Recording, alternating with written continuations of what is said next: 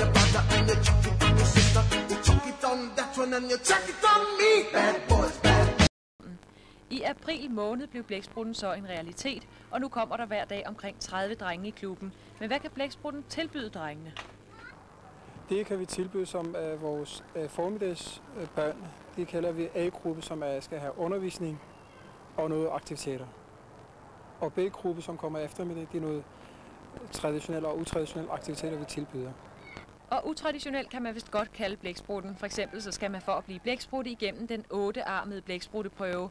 Her skal man tage en ordentlig herreopvask, lave mad til fællesspisning, støvsuge blækspruttens lokaler på under en halv time, løbe 5 km, svømme 300 meter, skrive sin livshistorie og lave 300 point i pingpong på blækspruttens computer. Og sidst men ikke mindst, så skal man lave en lille videofilm på cirka 15 minutter. Så det er faktisk ikke helt nemt at blive en blæksprutte.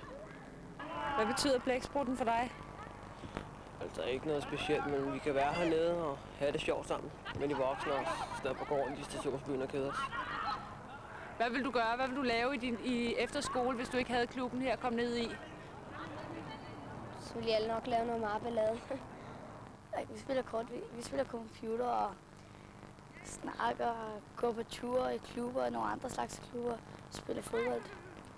Du er ikke 30 drenge i blæksprutten. Hvorfor er der ikke nogen piger? Jeg ved altså, der er vel ikke så mange piger, der laver så meget kriminalitet som os.